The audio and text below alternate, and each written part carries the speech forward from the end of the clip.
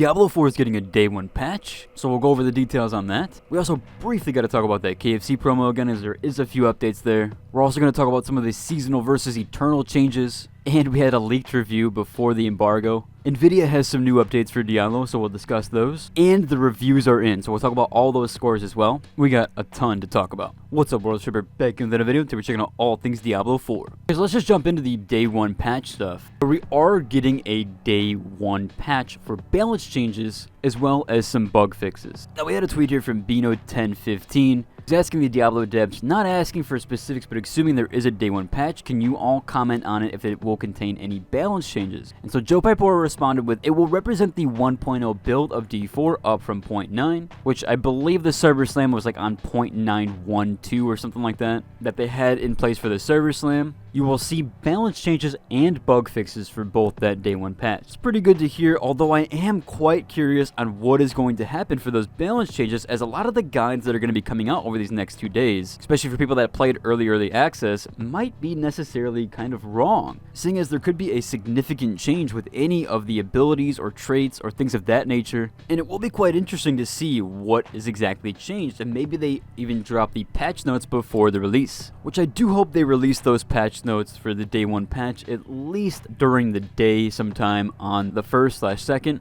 because then at least we can see what has changed and we can then kind of adapt our builds and things of that if we already had it pre-planned. Now, with this seasonal stuff, we did have a few questions here about the seasonal changes and the balance changes around that with the mechanics. We had a tweet here from someone named Dr. Sirad, who said, so we will have new legendary such uniques, but only some of those will not carry over if they interact with new mechanics, but other powers will carry over and add to the possible eternal powers. Where Joe Piper responded saying, balance changes, new legendary powers and unique items will be added to the eternal and seasonal realms at the same time. Seasonal mechanic powers, items, etc. will be retired at the end of the season. And I know I had a question in my last video, people asking like, oh, so with each season we need to make a new character, we need to restart. Essentially, if you want to keep your character that you've had or played, you can go and play it on the eternal realm when that gets added. However, if you want to play with most other people and people that are like replaying it, then you will be technically reset, quote unquote, but it will be a new seasonal kind of server, or at least seasonal world. And when you enter that seasonal world, your character will then restart from level 1. However, as we see here, everything and all the stuff that's going to be included is going to be ported over to the internal realm, so you won't miss anything. If it's just a seasonal thing that was added for the seasons, then you're only going to see that in that season, and it won't be added to the eternal realm, and it also won't be in the next new season. But as far as Joe Pipora says here, all the new legendary powers and new uniques and everything that is added that is like significant power advantages, or at least equipment wise, will be added to both the season and eternal realms. Now, we do have to go over the KFC promo stuff because it is a little bit confusing, and I see a ton of questions on the sub about this. So yesterday we had that 404 error, but now the page seems to be up, and if you don't see or still have the 404 error, then you need to disable your ad blocker for that specific site, or at least for kfc.com/Diablo. Now, here was the confusion with the QR codes, because I think a lot of us, including myself, thought you had to go pick up the sandwich to get this QR code, then you could use the QR code, which then would unlock the cosmetic item. However, that does not seem to be the case. And just to preface, do not order anything from KFC until you have your accounts linked together. So you'll need to head to that kfc.com/Diablo website to link your KFC account to your Blizzard account. The reason being is that QR code is not meant for you to redeem. The QR code just sends you to the same link, meaning that the QR code on the sandwich doesn't mean anything. We have a poster here from the subreddit who said, unfortunately, the QR code is just to link accounts, which is free. Again, it's that link that I've said over and over again, and it'll be in the description as well. The landing page has the option to link accounts after you link any order through the web or app with a valid item should auto count after some time. If you want all 5 cosmetics, the first cosmetic you'll unlock from just linking your accounts. The rest of the 4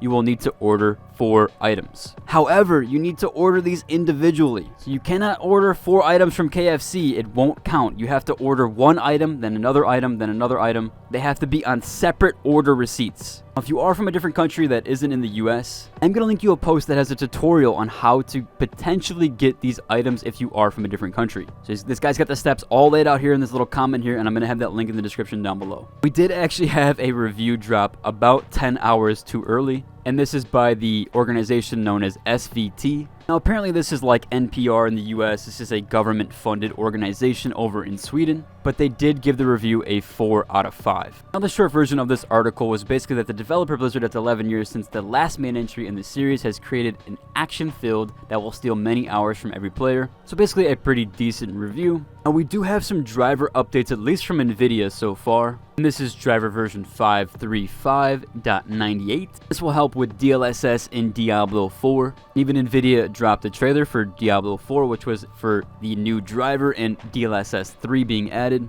However, I would still recommend against using frame generation. And more than likely, if you're not going to use frame generation, you're probably going to want to downgrade the DLSS to 2.5.1. Maybe I'll have a link for that down below, but it has a better preset than 3.1.1. We'll have to wait and see what version the DLSS is on. But yeah, it has a different sharpener and a few different things in there, where DLSS 2.5.1 just looks better since that branch was made for that version, and the 3.1.1 was basically essentially kind of released a little bit early due to the 4000 series coming out. However, again, I would kind of advocate to not use frame generation, even though if you want to use it, you can. Seeing as the frame generation, I don't think people fully understand it, but it's actually just an AI image interpolator. Essentially, it's adding fake frames in between each frame, or in between each real frame. I use interpolators for some of the video footage that I might capture sometimes, but I would never use it for a game. That's usually only to smoothen out the footage, as I wouldn't really want fake frames, especially in a multiplayer game where there's multiple things occurring on screen and things can happen in a gist. If you want, use frame generation 3, although it is adding those fake frames, and so essentially you might miss something, especially with the latency stuff. Probably just personal preference, but I thought I'd update you guys and let you know in case you didn't. As I'm making this video, the review embargo just dropped, so I'm going to go over the reviews really quickly. Looks like Destructoid gave it an 8. Gamer Rant gave it a 4.5 out of 5 stars. God is a Geek gave it a 9 out of 10. VG247 gave it a 4 out of 5. Dexerto gave it a 5 out of 5. Tech Radar gave it a 5 out of 5. Screen Rant gave it a 4.5 out of 5. Video Games Chronicle gave it a 5 out of 5. Forbes gave it a 9 out of 10, but they added a note here saying, don't get mad at me about this if the servers don't work on launch day.